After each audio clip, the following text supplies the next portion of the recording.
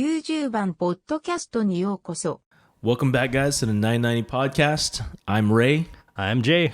And yeah, welcome back. I'm glad you guys are here listening. We are just kind of stepping this podcast on. I think this is second, third? This is our third episode. Third episode. And, we want to open it up with some podcast influences. Yeah, for sure. Absolutely. So, JL, do you have, I'm sure you have, but what's you want to tell our listeners? Yeah, absolutely. I like a lot of comedy podcasts, to be honest with you. So one that I listen to quite often is Bill Burr, stand-up comedian, actor, really, really funny guy. Comes off very abrasive. I think a lot of it is a stick, but, just really unfiltered opinions about just the world events, what's happening. And I like it. He does it gangster style. I think he just does it on his iPhone. You can hear everything in the background. You can hear when his mail's getting delivered. You can hear his baby's crying. It's awesome. But that's one that I listen to. Also, the JBP, man, Joe Budden. Yeah, I mean, anybody that's followed that podcast, they had a major train wreck a couple years back. The initial team broke up, and yeah, Joe's kind of got a new team, and I didn't really think I was going to like it, to be honest with you. I was so set on the original group that they had, so when they brought in some new talent, I didn't think it would be as good, but it's actually really entertaining, real fresh. I think this group, there's a lot more pushback against Joe, so it's kind of cool. For those who don't know, Joe's obviously an ex-rapper turned podcaster. He's become kind of a media mogul, but he's just got a very strong opinion on everything, pop culture related, music related, and it's interesting. But on the flip side, also listen to his old co-hosts, Rory and Mal. They broke off, did a separate podcast. Very similar format, but I feel like it's a lot lighter now. Joe kind of just, to be honest, kind of dragged the room down with him. So now it's kind of more light. I think it's a lot more funny. But I like listening to both of them back to back. They both release on the same days. So it's kind of interesting to just hear their takes on very similar topics from two different points of view. Yeah. It's hard to deviate from I mean, if you've been in with a group together, yeah, man, you're going to have some type of influence. Oh, for sure. And, there's only so much news going on in the world when it comes to, again, just pop culture, music, world events. I think they cover a lot of those things. So there is a lot of crossover, but again, just varying points of view. Yeah. Yep. That's good. I remember when that whole thing was going down, but they were huge before. Yeah, well, they coined the term sleepers. I know you know that whole section where at the end of the show, they introduced some new music, not necessarily even new, just maybe some artists that aren't as heard of, that are kind of on the come up. So I think that was a really cool way to introduce new music to the world. But yeah, their takes are wild. There's a lot of yelling. There's a lot of infighting.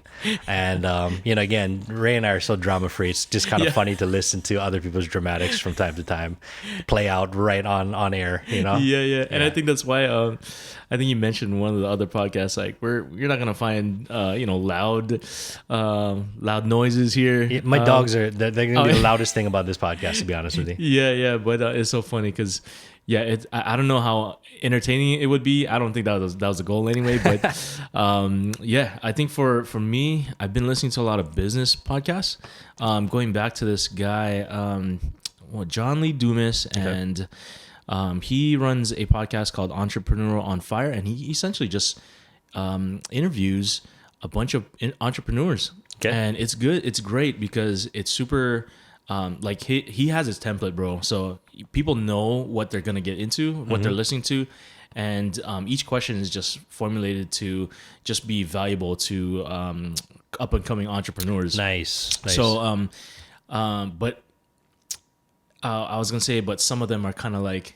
I remember one of the guests. He was just so like he just didn't know when to stop answering the question, and it was so like it was kind of gritting my teeth because I know JLD. I know he was kind of like, bro, this guy. What is this guy doing? Like, yeah. He always had to like redirect something. Got it. But it's funny because you see the range of minds that go on there, and it's cool to see different experiences for entrepreneurs. Yeah, for sure. That was one of them.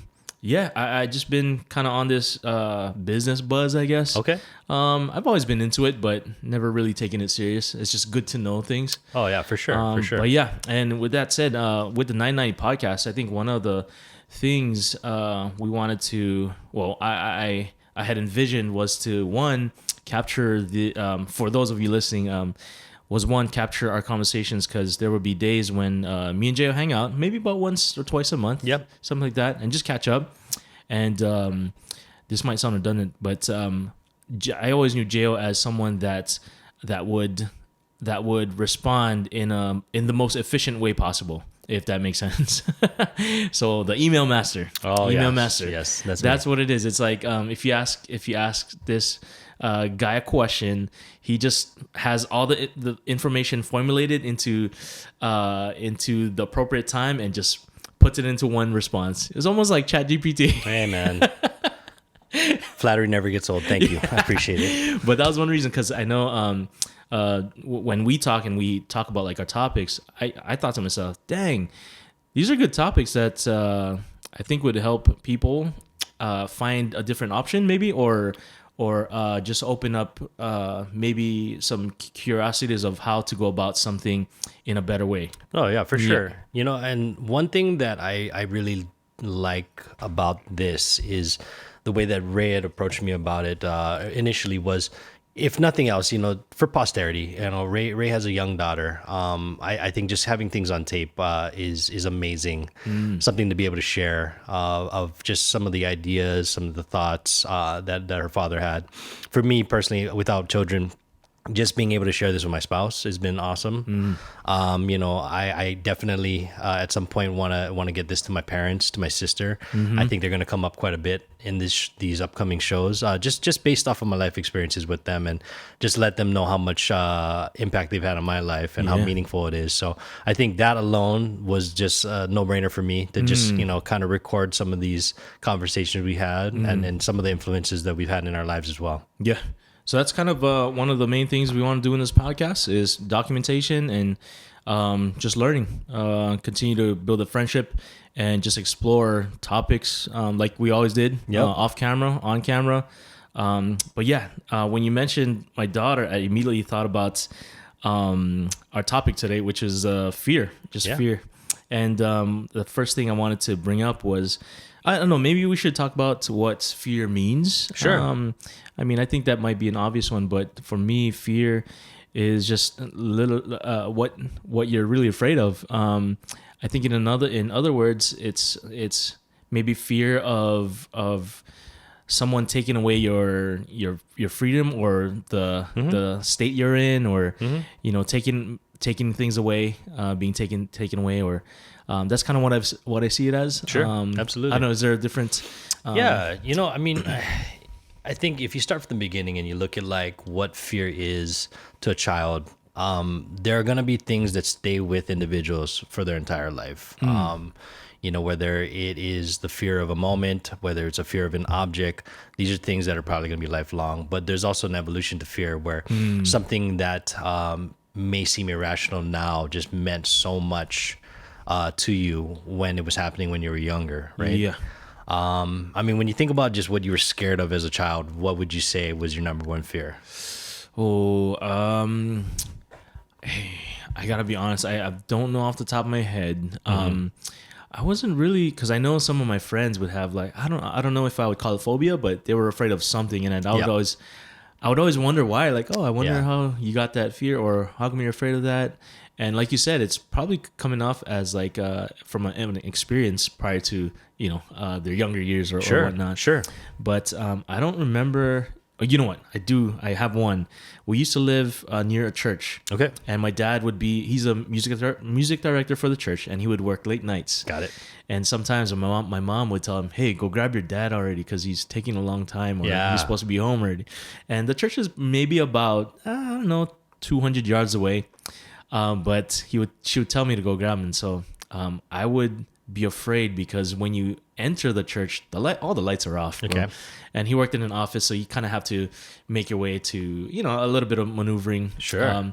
But yeah, every time I entered that thing and the lights were off, I would just dash my way to my dad's thing. Yeah. Because I've heard from friends that the dungeon, which was across a hall. Yeah. It's literally a dungeon. Like you go down the stairs and there's a classroom downstairs.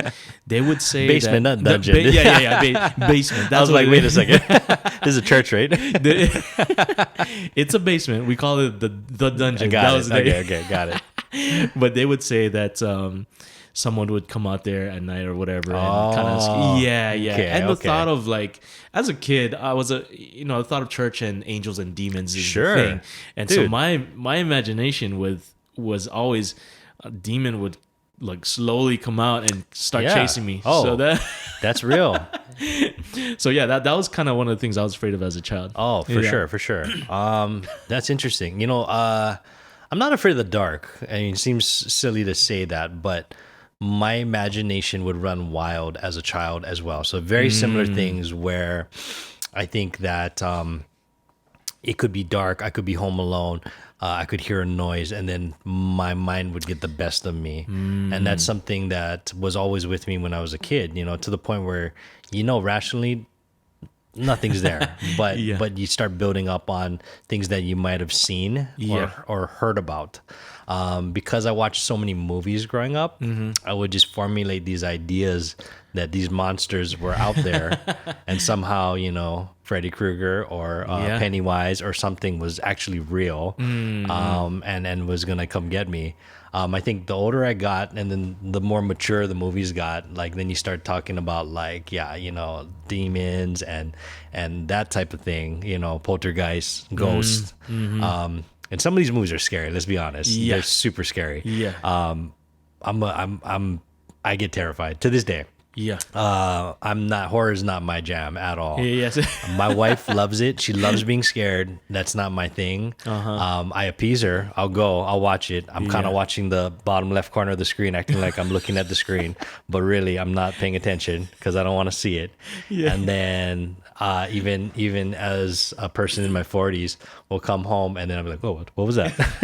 Like, yeah. No, So I hear you. to this day, I mean, things like that creep me out. Yeah. When I was a kid, I had a huge fear of not flying. When my mom or dad would fly on their own. So both of them were educators, and then both of my parents' families live in Oahu. We were on the Big Island. Yeah. So they would fly back to Oahu frequently on their own. And there was just this, I don't want to call it irrational, but there was just always a fear that something would happen to my parents on the flight. Yeah. And not that it would be any better if we were all together, but I think just the idea of them being by themselves, I didn't like that idea. Yeah. And that always stayed with me. Yeah. That was one of my biggest fears growing up. Yeah. That, and then my dad was a pretty heavy smoker. And my sister and I just was always worried about his health. And then like a dumbass, like I started smoking. I don't.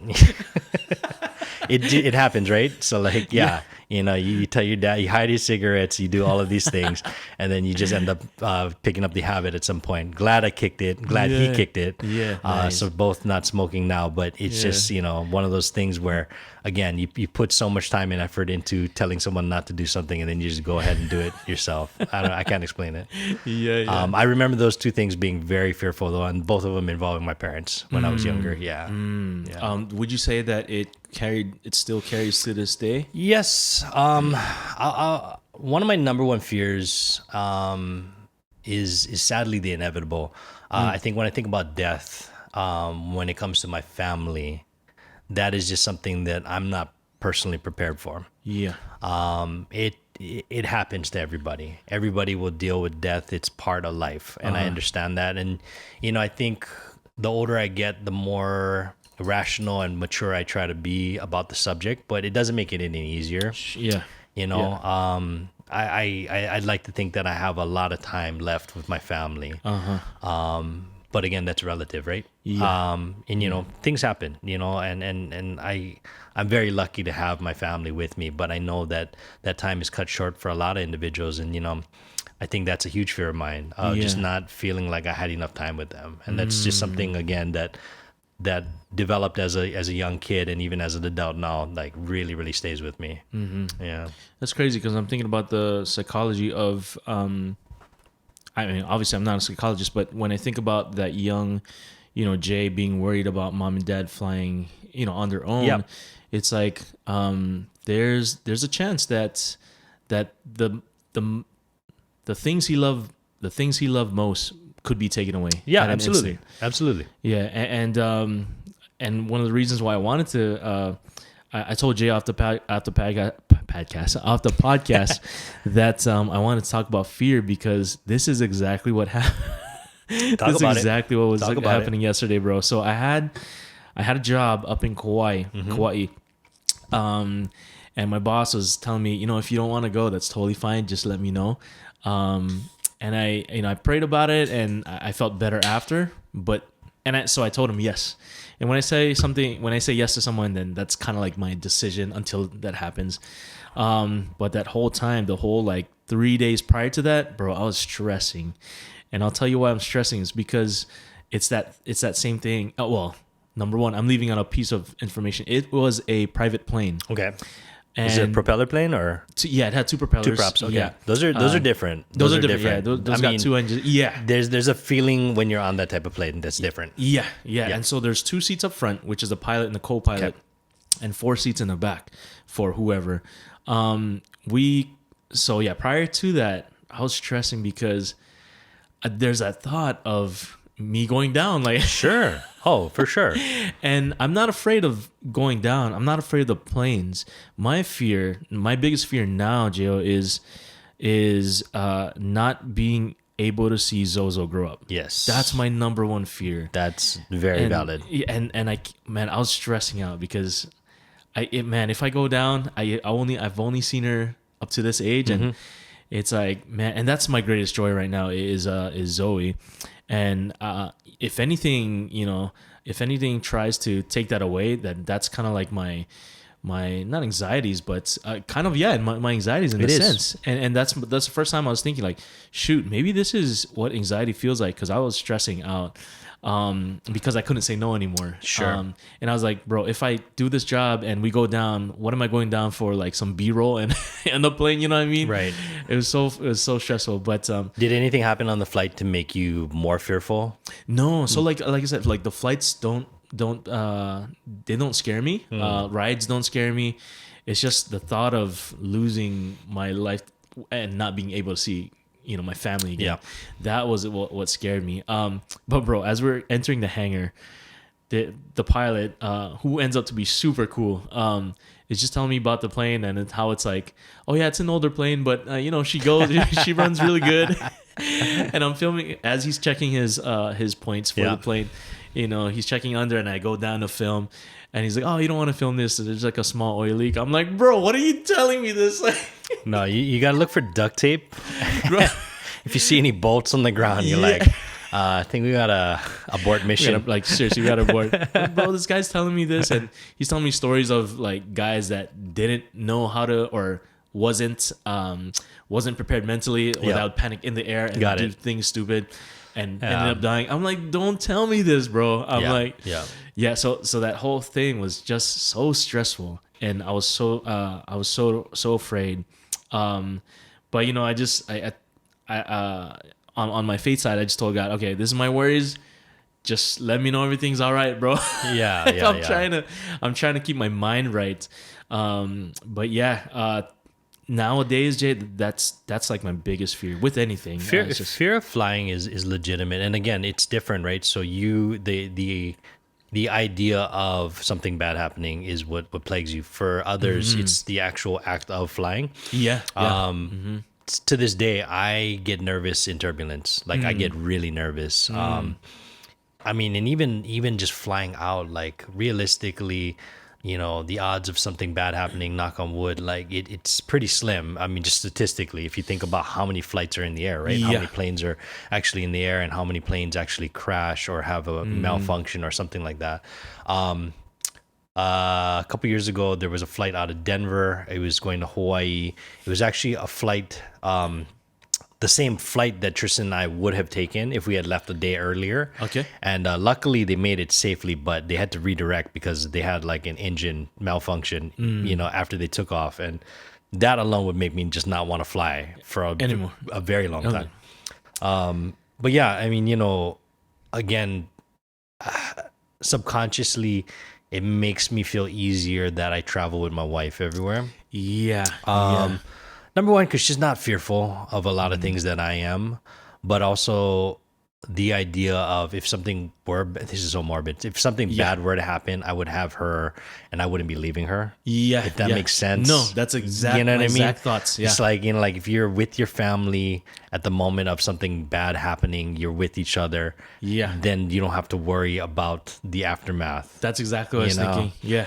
And I know that went kind of a dark turn, everybody, but that's a real fear. That is, yeah. Yep. And what you said was exactly right. Was if that's why I don't want to travel anywhere, even to do like small jobs outside, even on the commercial planes. I'm like, I have this second thought of maybe I shouldn't go unless my family's with me. Got it. I remember the first time flying when Zozo was born. This is when it came out, because I was like, oh shoot, like she's so young, and I'm flying, like I think she was like 3 months or something, and I had to fly out for a job in California.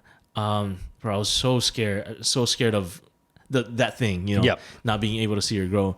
But what's good was what you mentioned was, when you think about it logistically, there's not many plane crashes or things that could go wrong just because of how technology's been advanced. But that was the thing on the first flight that I did was look up like plane crashes and because I was like, I conned myself, Jay, and I was like, how come I'm panicking, or how come I'm feeling this way? Normally I'm just like, I'm logical in a sense, and so I was like, what would I do if I was in the right state of mind? Look at the statistics and just make that make you feel better, I guess. Absolutely. So that's what I did. I just looked at the things and statistics and flights, likelihood of crashing or whatever.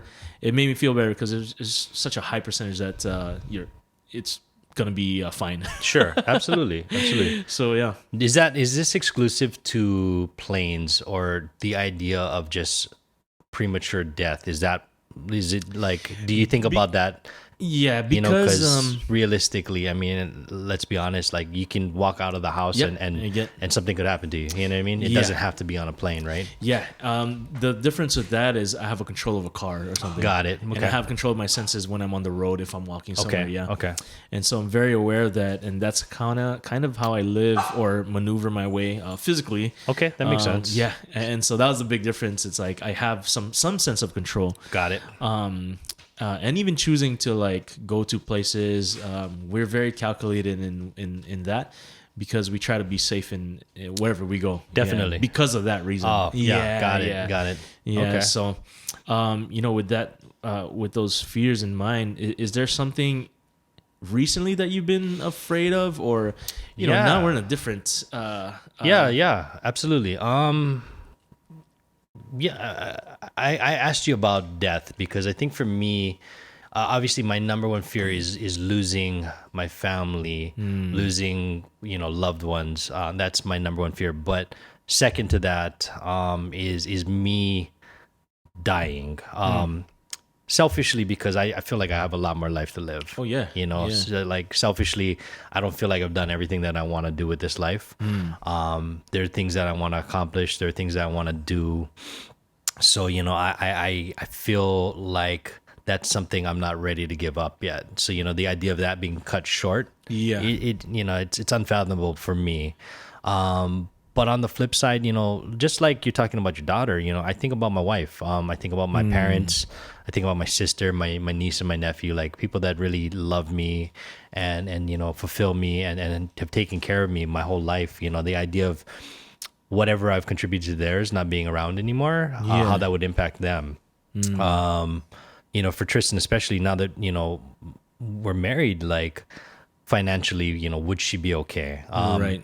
Something that is kind of a deeper topic that I haven't really fully dived into yet is, what will become of our finances if one of us were to die before, obviously somebody will probably die before the other, but what are the next steps for that? I kind of trip out, I'll be honest, I have an idea of what is in my will, but I haven't formalized it yet, and that's probably something Yeah. I should probably take care of. Yeah. But I think for a lot of people, they don't think about death, or they try not to. And maybe it's the anxiety, maybe it's the Sure, fear of, yeah. maybe it's the avoidance of, I don't want to talk about this topic. Yeah. But reality tells us that, you need to have your plans in place. Yeah. Just to yeah. make sure that, if something were to happen to you, that, the people that you want to take care of are taken care of. Right. And with that said, as we're speaking about this, I am really realizing that I got to prioritize this. I need to kind of put some things set in stone. I've been able to kind of set up life insurance for myself, but I think I really want to kind of dive into more about like, okay, realistically, what will Tristan need if I weren't around? Yeah. You know what I mean? I think the way we have it set up right now should probably have enough money to throw the ballingest funeral ever, but that's about it. I don't know if that's gonna like set her up for life. We're gonna just have a party, but that's pretty much it. Probably got to up that insurance a little bit. Yeah. But yeah, man, that's a real thing. Oh yeah, for I sure. talk to my therapist, monthly, and that seems to be a theme that comes up. Mortality, and again, I don't feel like health wise, I feel healthy, I'm just afraid of the what ifs. Yeah. And like, cause shit happens, let's be honest, Yeah. and I think that's something that's always on my mind. Yeah. Yeah. When you say fear of the what ifs, that just took me back to the definition of fear. It's like, I'm afraid because I don't know. Mm-hmm. That's all it is. I mean, when you're coming into a new job, sometimes I feel, one, kind of scared because I just don't know what the job entails. Got it. Even like roller coasters, it's like, if you've never been on one, you might be scared, but you just don't know how it feels. Right. You know what I mean? Right. And so most times it's fear is just the unknown. You just don't know. What are some of the things that you may have been fearful of that you've grown out of, or that you've let go of? Let go of. Man, that's tough because sometimes I when we talk about fear, there's not much things that I can think of the top of my head that I've had, that I've let go with fear. Right now, the thing that I like the word you used, plagued, is exactly that. What I mentioned is not being able to see Zozo grow up. Yeah. That's I don't think I could let something like that go. And I don't know where that comes from in terms of like, how come I wouldn't be able to let that go or whatnot. But that's kind of been like the forefront of. Well, it's your paternal instinct. It's you wanting to protect and care for and basically safeguard. So I think that's a very natural, very realistic fear. You didn't have anything like with that you might look back now and be like, that was really irrational. Like I don't know why I was afraid of that. I mean, going back to the child, the child fears, I guess. Yep. It's your imagination, right? Like what you were Yeah. saying, and Yep. that's one of the things that mainly things out of the dark, coming out of the dark. Okay. That's, and I don't know, maybe, and I think as I grew older, I mean, logic just sets in. Yeah. And you begin to realize there's nothing there. Sure, for sure. Absolutely. And I think those were just kind of just gradually, quieted down and but nothing that I've held on to consciously that I was like, faced my fear and then it Yeah. eventually left. Yeah. Is there something that pops out to you? Yeah, I mean, fear is such a layered thing. There's a lot of nuances to what fear is and what it means to everybody. From a superficial level, I think about some of the things that I used to be afraid of, or maybe things that just occupied my mind and I gave way more real estate than needed to be. You Gotcha. know, I have always had a fear of acceptance, if that makes sense. I think growing up, having such a loving and supporting family, I never needed validation from my family, but I always seek validation from others. Whether it's just having friends, whether it's just looking cool, having nice clothes. Yeah. Very superficial things. Now that I think about it, but it stayed with me for a very long time. I look at like a lot of the decisions that I made just based off of the idea that I wanted people to perceive me a certain way. Gotcha. me fearing that if they saw who I was at my core, just some of the vulnerabilities that I had, like that I wouldn't be maybe as strong or as important or as cool as they thought that or as I wanted to be perceived as. Yeah. You know what I mean? And again, that's something that I think I've worked through quite a bit. I look at my life now and I've looked at how much I've simplified it. And it was a conscious decision. I think that, again, this fear of acceptance and fear of validation is something that will always be with me. But the less clutter that I have in my life, the less I fear of being judged for it, if that makes sense. What would you consider as clutter? For me, clutter is okay. Let's just think about it from just simply a clothing standpoint. Okay. I've my closet is bare compared to what it used to be. From getting rid of all my shoes, getting rid of all of my clothes. We've talked about this a little bit before, and we'll talk about it probably in another pod. But I used to own a store, and then I had a lot of gear. I had a lot of stuff. I was very proud of that. I think a lot of that I felt like defined me.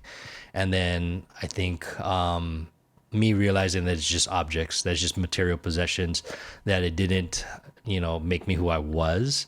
Was probably the first step in me being able to kind of let that kind of stuff go. So just when I say clutter, just physical objects I was able to get rid of. Gotcha. Don't get me wrong, I'm still superficial, but we all yeah. I still wake up in the morning to buy some shoes. But not like how I was before. Well, what made you realize that these were just objects? It was just over time and maturity, or was it something like? I think a lot of it was emotional maturity. A lot of it was just some trauma that kind of worked through, where I kind of had to prioritize things in my life. Like, why was I holding things in such high regards?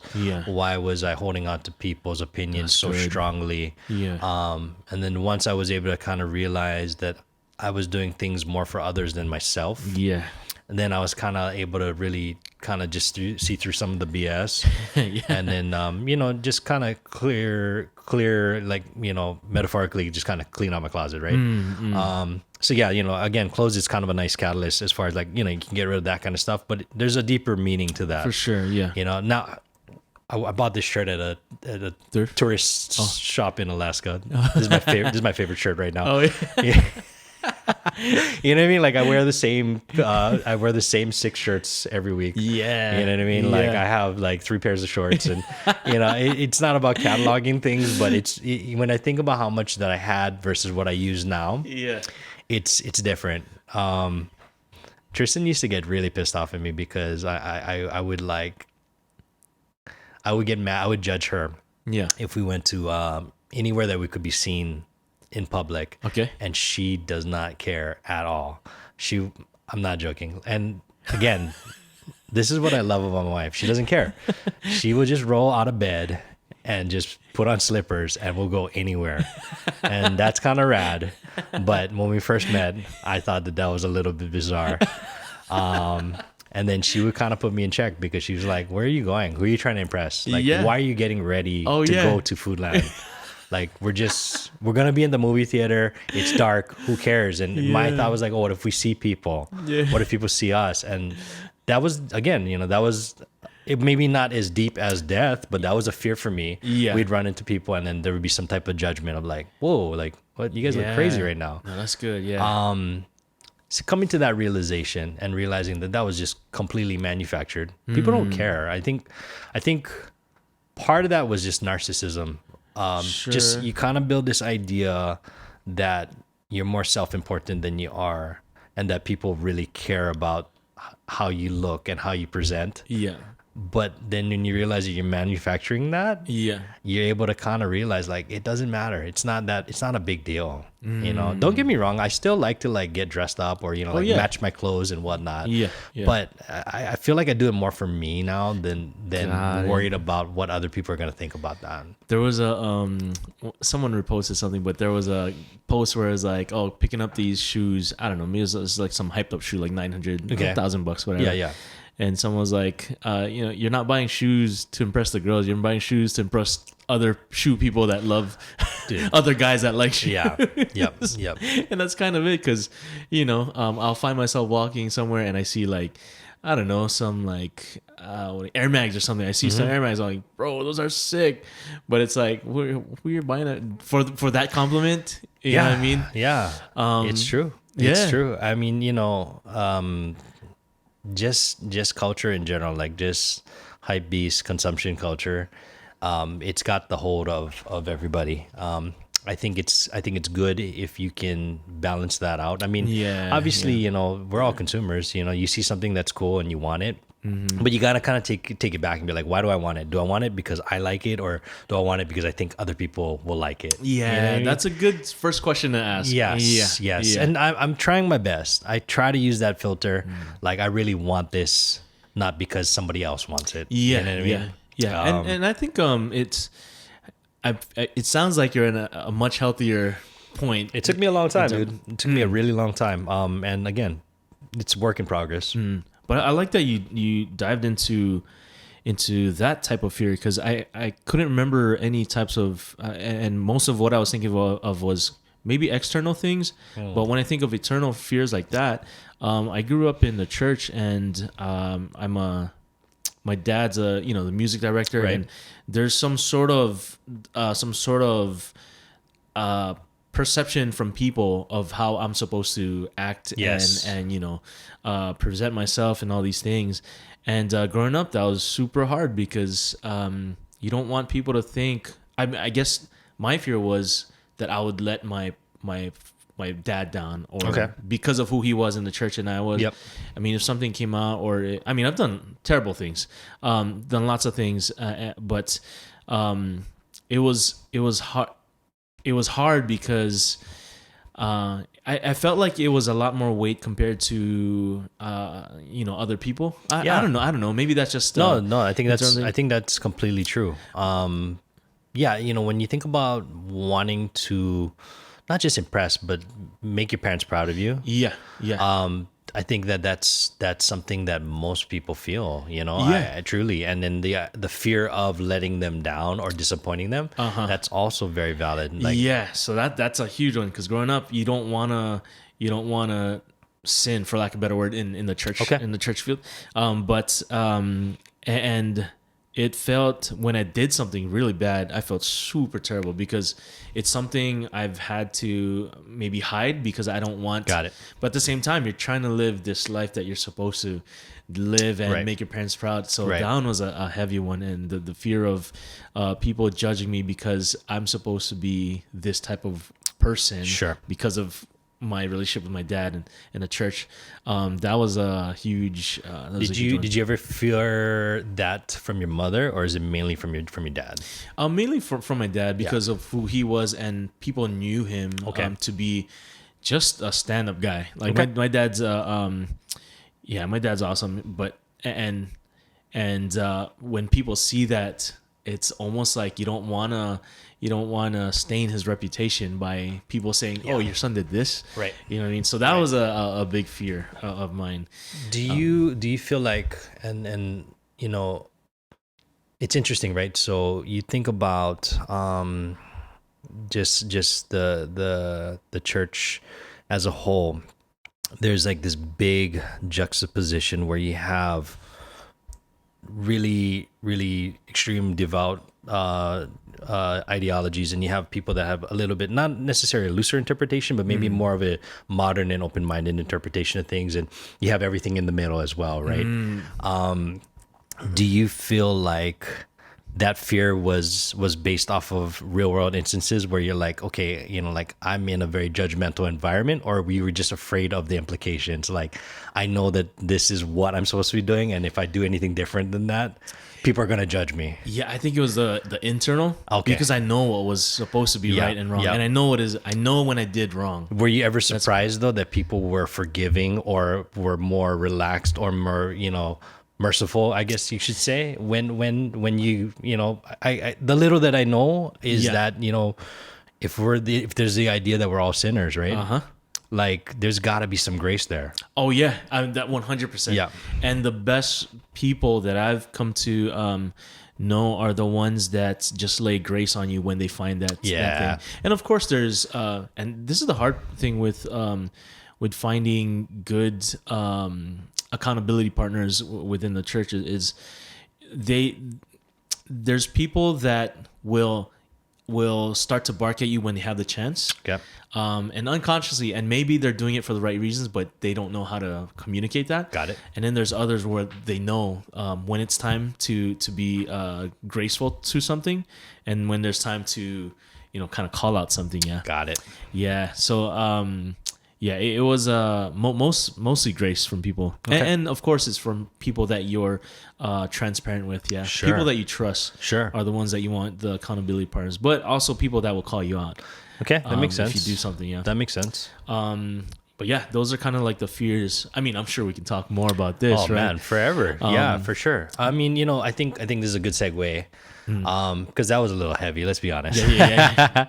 But I mean, when you think back as a child, like maybe let's talk about the flip side of that. Like think about like some of the hopes and dreams that you had for yourself. If you were to think about like, okay, when I was a kid, if I thought of what my life would be at my present age, where did you think you would be? And like, how have those dreams and ideas evolved over time? Yeah. What did you want to do? What did you want to be when you were a kid? It's funny because I wanted to do what my dad was doing, and which was leading worship and leading music in the church.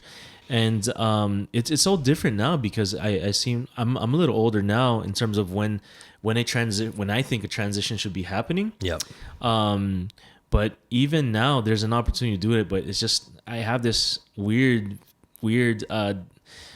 thing where I'm thinking, oh, maybe I'm past my transition phase, and I'm just kind of waiting for someone to prompt me to do it. And so I've thought about it, but that was kind of one of the things where it was.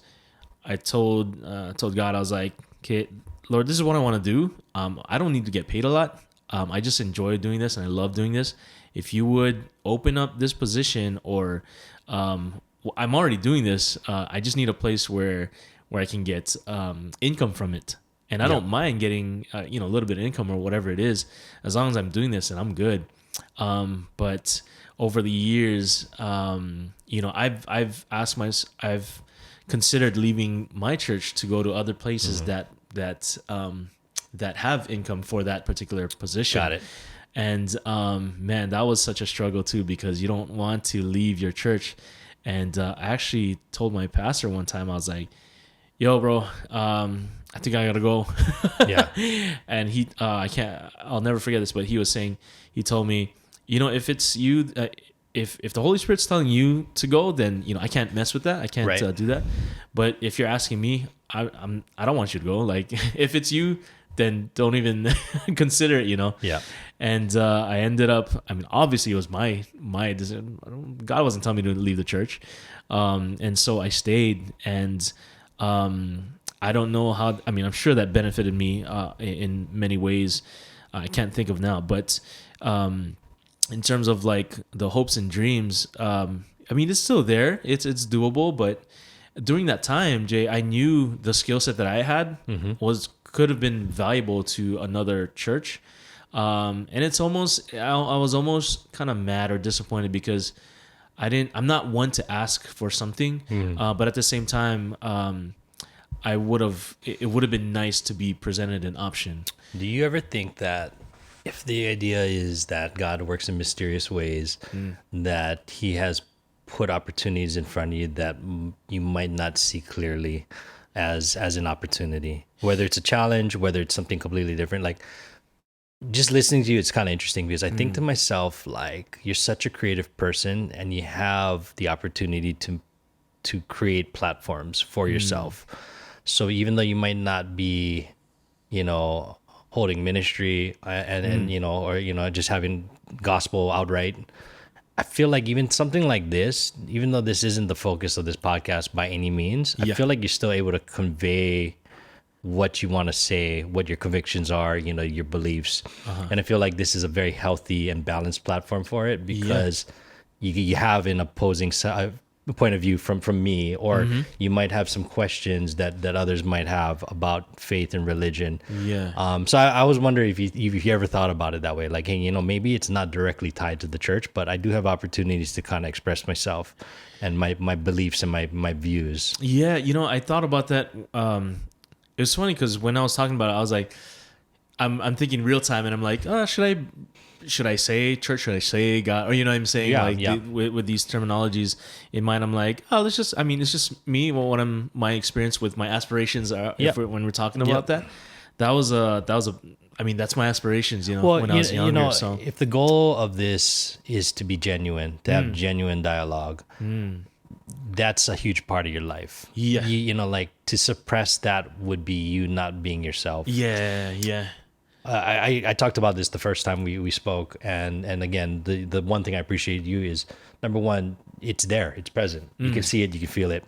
I know you're a person of faith, but the fact that you approach everything with open arms and an open mind, I think, is not just admirable, but it attracts people to you.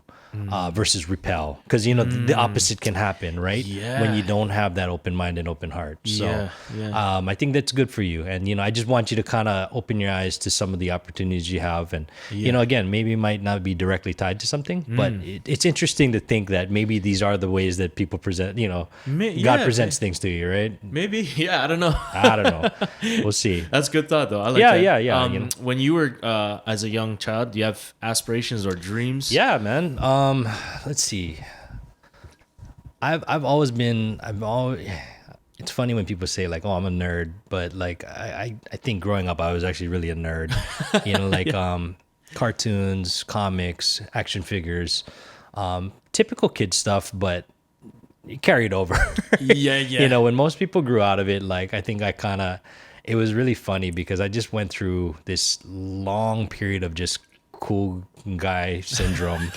That's a little embarrassing, where I just really, again, wanted to present this image of myself, but all the while, still had the comics, collecting action figures, watching movies, geeking out, nerding out about certain things.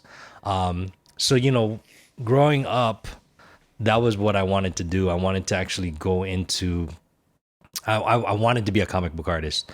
Whoa, for real? Yeah, I did. I did at one point. That's crazy. My mother is incredibly artistic. And actually art runs in my family. Like, I have a lot of artists in my family.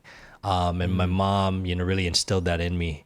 And growing up, she saw that I was talented when it came to drawing, and then put me in a bunch of different art classes. Wow. Every time we were here in Oahu over the summer, I was at the Academy of Art taking lessons, and just learning kind of different things. No, and just like anything, though, sadly, I think what the coolest thing about my parents is that they are able to recognize talent, but they put it in my court. They put the ball in my court, where, hey, if this is something you want to do, pursue it.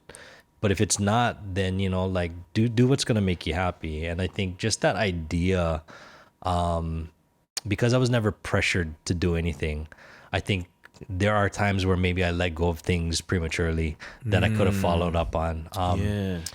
If I were to draw something now, I could definitely put something together, but if I had stayed with it, I think I would have been so much more advanced. Because I do recognize that I have a natural talent for certain things. Drawing's definitely one of them. So when I was younger, I wanted to be a comic book artist. From there, I thought, like, I would go into some type of graphic arts program. So in my head, I was plotting what I was gonna do. I remember. Even before I was of college age, I was thinking about where I was going to go to school based off of the graphic arts program. Yeah. And then this is before the technology wave, right? So everything's pen and paper at this point. And I'll be honest with you, I didn't evolve with technology. Once everything became digital, I never learned the medium. And I think that is where, in a lot of sense, I'm very archaic. Like, it's funny to be so involved with technology now in my life. Yeah. But yet when I look at like how I could have utilized it differently, Yeah. there's so much possibilities that could have happened if I had kind of adopted it earlier. Yeah. So that's, I don't want to say it's a regret. But that's where I really thought my focus would be, something art related. Yeah. And a lot of people don't know that about me, I didn't know that about you. Yeah. When was the last time you drew? It's been years. I think the last thing I drew seriously was for my parents, and it was something that it was kind of cool. They framed it, and like they have it hanging at their place. But it was just I had put together. I think it was kind of interesting. It was a drawing of a samurai of all things, but I put it together for them, and then I my dad's side of the family is Japanese, so I made sure the coat of arms are on there. We had the mon on there, the armory, everything was based off of just what I could recollect being part of our family lineage. So I tried to incorporate that into the drawing, and it came out good. It came out good, but that was the last thing that I really drew. Have you ever thought about it, like, oh, maybe I should picking draw back up today? again? I'm not picking back up, but like drawing something. I don't enjoy it as like I used to. I think if I were really inspired to do something, I would. But to me, it's more of a chore. Like I think because I get so serious about it when I'm doing it, that it doesn't feel fun for me. I hear you. You hear that a lot about you see musicians that just did not continue to practice. Yeah. Where it's like they might enjoy it, but like when you think about the dedication it takes to become very good at a craft. It's work, right? Yeah, it's yeah, work, and then for sure. when you're growing up, once something becomes work, it takes the fun out of it. It does. Yeah. It does. Yeah. I remember going to I think it was college, and it was one of the electives that you could choose, and it was art. And that was the first time I took an art, well, besides high school, but an art class. And it wasn't fun because I couldn't do the things. Got it. Yeah, and I can imagine people, because when I see artists, I just assume they were talented, and Right. some are, and Right. some are just talented off the bat. But then and I realized this because when that there are artists that had to work to get to where they are today in terms of fundamentals and shading or composition, whatever it may be. Like that takes practice. It does. And I realized this because when I was growing up, now I feel it because I can listen off of music by ear. I'm sorry. So by ear. So if I hear a song, I play it maybe twice, and I can probably play it on piano or something in a certain chord key. And I realized that, man, I should have. There's people that are naturally talented, but then there's also the naturally talented people that practiced. Yes. And I was like, those are the people that are like just so grounded with their art and their craft. It's so I think about my sister a lot, and then my sister, she has created an entire career for herself doing video editing. She's very good at it. She's done some work with some pretty major companies, and she's made a name for herself in that industry, and it's something that she always wanted to do. I think she recognized that this is what she wanted to do. She went to school for it. Yeah. And how many times do you hear the story of like, I went for school for this and now I work at Walmart. And shout out to Walmart. It's nothing against that, but it's just life takes you in a different direction. How many times do you hear somebody be like, this is what I wanted to do, I went to school for it, and now this is what I'm doing? And that's my sister. Rare. Yeah. I think about like what my journey went, whereas like this is what I wanted to do when I was younger versus what I'm doing now. It's not even recognizable at all. I don't regret it. Yeah. But that was such a big part of my childhood. Just wanting to be part of that industry and that scene, and being creative and just working with art. And then now when I think about like what I do currently and what my life looks like now, I think there's always going to be an appreciation. Yeah. And in that sense, I'm very thankful because it's given me something that I can be passionate about, but not be directly involved in. Yeah. I hear you. With that said, we're going to close it up. I mean, the good thing with dreams and aspirations is there's always something new that could be. Yeah. And even now at our age and our timeline, there could be something new. For sure. I mean, even like this podcast, this is fun. Hey man, I think we're hitting our stride. I say that, but yeah, no, honestly, like I think like we're just having a good time. I mean, honestly, beer, poke, and talking is always fun for me. So I'm glad we're doing this. Yeah. And before I go, thank you for graciously providing some poke today, Jay. Hey man, it's props. This props. isn't real. So. It's not real. We got not, it from what is that? Tanioka's. Touch it. It's fake. But guys, thanks for listening on the 990 podcast, and we'll see you next time.